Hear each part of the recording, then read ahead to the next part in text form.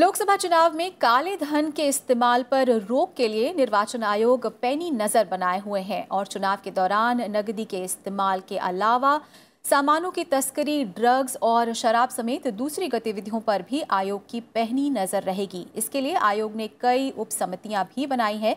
चुनाव में काले धन के इस्तेमाल पर रोक के लिए चुनाव आयोग द्वारा गठित उच्च अधिकार प्राप्त समिति की आज पहली बैठक बुलाई गई है। प्रवर्तन, वित्तीय और सुरक्षा एजेंसियों के प्रमुख इस बैठक में शामिल होंगे और बैठक में चुनाव के दौरान उम्मीदवार और राजनीतिक पार्टियों के खर्चों पर नजर रखना एजेंडे में सबसे ऊपर होगा। चुनावों के दौरान आर्थिक अपराधों की जांच के लिए 15 से ज्यादा एजेंसियों को काम पर लगाया जाएगा। इन एजेंसियों के प्रमुख भी इस बैठक में आज शामिल होंगे। लोकसभा चुनाव की तैयारियों को लेकर कल चुनाव आयोग ने दिल्ली में देश भर के पर्यवेक्षकों के साथ बैठक की और दिल्ली के विज्ञान भवन में आयोजित इस बैठक में लोकसभा चुनाव के अलावा 4 राज्यों के विधानसभा चुनाव की तैयारियों पर भी चर्चा की गई। मुख्य चुनाव आयुक्त सुनील अरोड़ा ने पर्यवेक्षकों को उनकी भूमिका याद दिलाते हुए कहा कि चुनावी ड्यूटी के दौरान किसी भी प्रकार की त्रुटि न होने पाए। मुख्य चुनाव आयुक्त ने हाल के विधानसभा चुनाव में ईवीएम और वीवीपैट के पारदर्शी इस्तेमाल का भी जिक्र किया। उन्होंने अधिकारियों को बताया कि चुनाव आयोग एक ऐसी अनूठी संस्था है जो 1950 से लोकतांत्रिक प्रक्रिया के आधार पर काम कर रही है। बैठक में भारतीय प्रशासनिक सेवा, भारतीय पुलिस सेवा के अलावा केंद्रीय सेवाओं के करीब 1800 अधिकारी शामिल हुए। और लोकसभा चुनाव में चुनाव आयोग ने सोशल मीडिया पर भी कड़ी नजर रखने के आदेश जारी किए हैं। इसके लिए दिल्ली राज्य चुनाव आयोग ने आदेश के मुताबिक कमेटी का गठन किया है जो सोशल मीडिया पर नजर रखने के साथ पार्टी और उम्मीदवारों के प्रचार प्रसार के लिए विज्ञापन देने के लिए सर्टिफिकेट भी जारी करेगा। पेश है एक रिपोर्ट। चुनावों में प्रिंट, इलेक्ट्रॉनिक और रेडियो विज्ञापनों पर नजर रखने के साथ आयोग ने सोशल मीडिया पर भी कड़ी निगरानी रखने की पूरी तैयारी कर ली है। राजधानी दिल्ली में 12 मई को 7 लोकसभा सीटों पर मतदान होना है। चुनाव आयोग ने इसके लिए मॉनिटरिंग रूम बनाया है।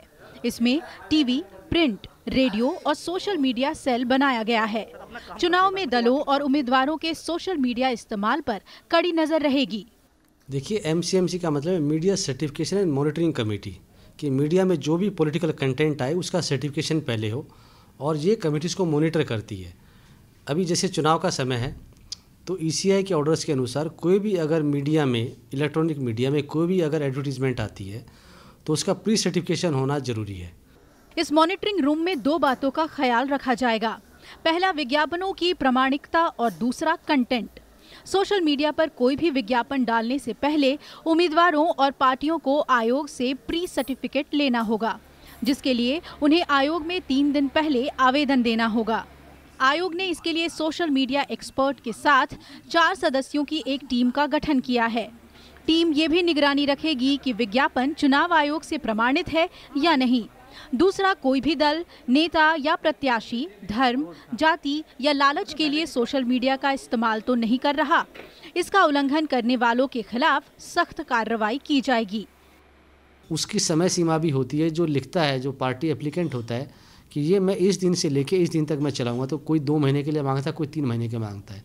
और उसमें उसका जो एक्सपेंडिचर का भी पूरी डिटेल होती है कि इस एड को बनवाने में उसका कितना एक्सपेंडिचर हुआ है और इसको चलवाने में जो सोशल मीडिया, इलेक्ट्रॉनिक मीडिया पे जो चलेगा उसको वो कितनी पेमेंट होगी, तो उसका भी सब इसमें डिटेल होती है, ताकि जब पार्टी का जब इलेक्शन हो जाएगा, इलेक्शन कमीशन में जो स्टेटमेंट को देनी होती है, तो जितना भी उसमें एक्सपेंडिचर इनकर किया है बनवाने में और उसको चलवाने में, तो वो उस पार्टी के अकाउंट में जाएगा वो।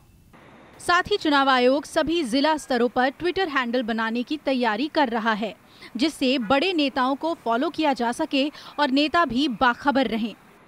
अनु दीवान, राज्यसभा टीवी।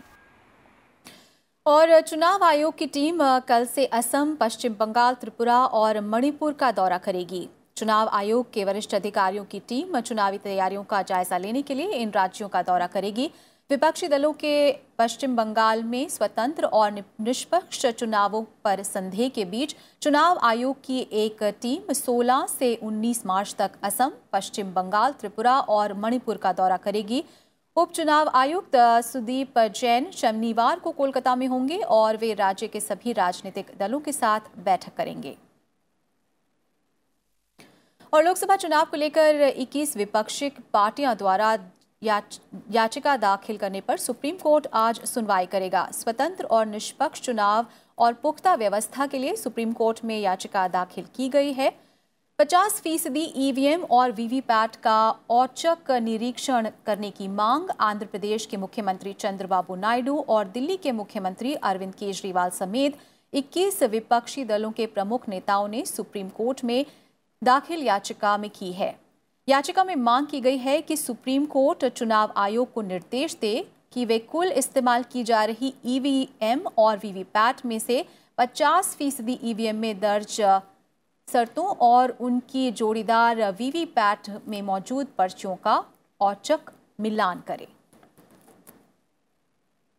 वहीं प्रधानमंत्री नरेंद्र मोदी ने कहा है कि देश में पिछली अनेक सरकारों के कार्यकाल के दौरान जो काम दशकों से नामुमकिन थे, उनकी सरकार ने 130 करोड़ लोगों के आशीर्वाद से उन्हें मुमकिन कर दिखाया है।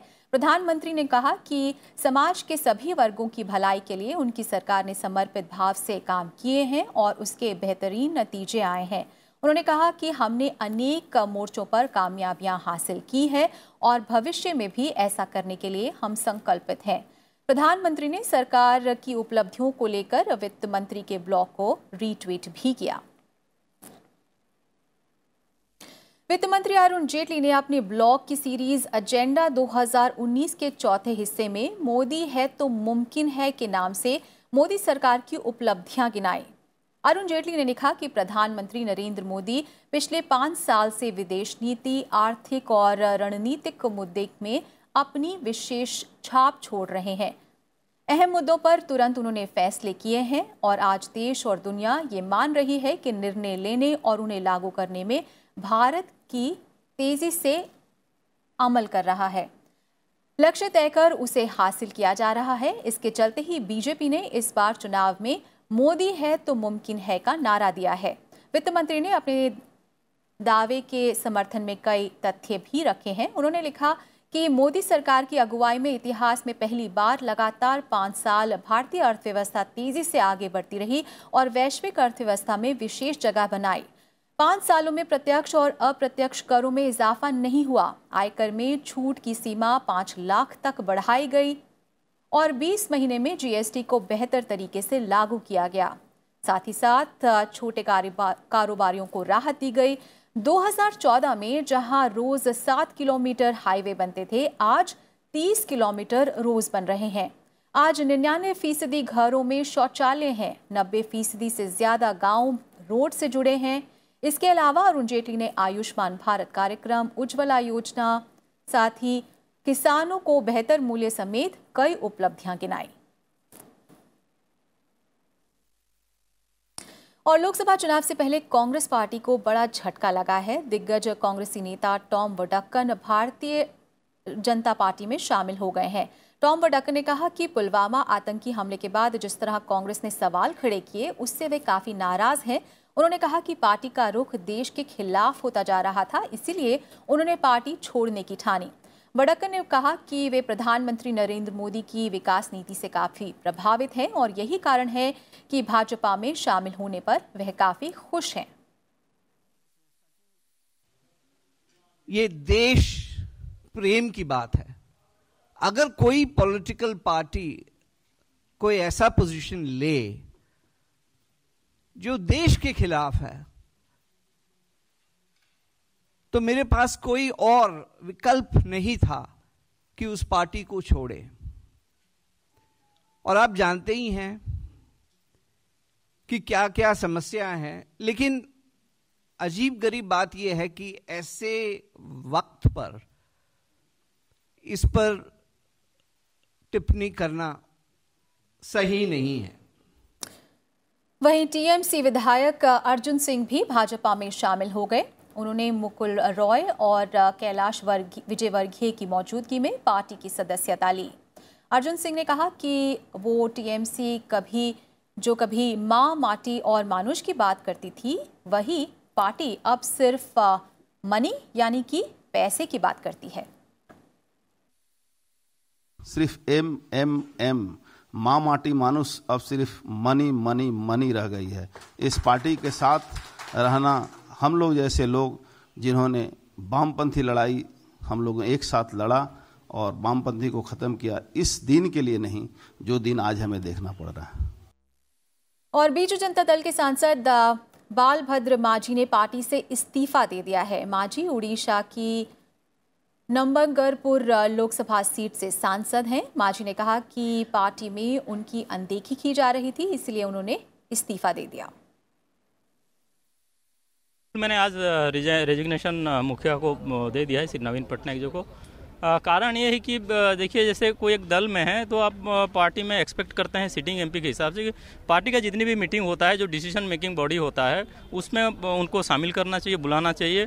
बीते कई दिनों से मैं देख रहा हूँ हमको नज़रअंदाज किया जा रहा है, इन्फॉर्म नहीं किया जा रहा है। कभी अगर कुछ बात करना चाहते हैं तो अवॉइड कर रहे हैं जो लोग इन्वॉल्व हैं डिसीजन मेकिंग प्रोसेस में।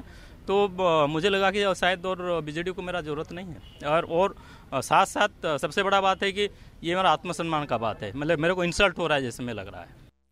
और कांग्रेस अध्यक्ष राहुल गांधी आज छत्तीसगढ़ और उड़ीसा के दौरे पर रहेंगे। छत्तीसगढ़ में राहुल गांधी मायाराम सुरजान फाउंडेशन द्वारा आयोजित एक कार्यक्रम में शिरकत करेंगे।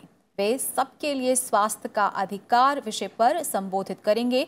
छत्तीसगढ़ के बाद कांग्रेस अध्यक्ष राहुल गांधी उड़ीसा का दौरा करेंगे, जहां वे बालगढ़ जिले में परिवर्तन संकल्प जनसभा को संबोधित करेंगे। समाजवादी पार्टी अध्यक्ष अखिलेश यादव ने कहा है कि लोकसभा चुनाव के प्रसार के लिए एसपी और बीएसपी संयुक्त रैलियां करेंगी। बुधवार को मायावती के साथ हुई मीटिंग के बारे में अखिलेश यादव ने कहा कि बैठक में चुनावी रणनीति पर चर्चा हुई। दोनों दलों ने सपा बसपा की रैलियों के बारे में बातचीत की और साथ ही दोनों दलों ने साझा रैली करने का प्लान भी किया है। समाजवादी पार्टी ने भी कई प्रत्याशी तय कर दिए हैं, बहुजन समाज पार्टी ने भी तय किया है। अब सीधा जनता के बीच जाने का समय आ गया है। और कल की जो मुलाकात थी वो यही थी कि बहुत जल्दी रैलियां कहाँ कहाँ होनी हैं और किस तरीके से लोकसभाओं के बीच में रैलियां हो जाएं, जिससे कि जनता में जॉइंट रैली हो जाए, एक संदेश चला जाए। बहुत जल्दी उसका भी कार्यक्रम आपको मिल जाएगा कि जॉइंट रैली पहले फेज़ में कब है, सेकेंड फेज़ में कब होगी, या बीच में और किसी क्षेत्र में जाना होगा वो कब होगी। बहुत जल्दी कार्यक्रम घोषित हो जाएगा। तो लोकसभा चुनाव की तारीखों का ऐलान होने के साथ ही राजनीतिक दलों ने अपने अपने उम्मीदवारों का ऐलान करना शुरू कर दिया है। इसी कड़ी में महाराष्ट्र में शरद पवार की नेतृत्व वाली राष्ट्रवादी कांग्रेस पार्टी ने उम्मीदवारों के नाम का ऐलान किया है। हालांकि एनसीपी कांग्रेस ने महाराष्ट्र के लिए सीटों का औपचारिक बंटवारा अभी फिलहाल घोषित नहीं किया है। एनसीपी की ओर से जारी पहली लिस्ट में शरद पवार की बेटी और मौजूदा सांसद सुप्रिया सुले को बारामती से टिकट दिया गया है। इसके अलावा संजय दीना पाटिल को मुंबई उत्तर पूर्व से, आनंद पराजपे को ठाणे, सुनील तटकारे को रायगढ़ से उम्मीदवार बनाया गया है।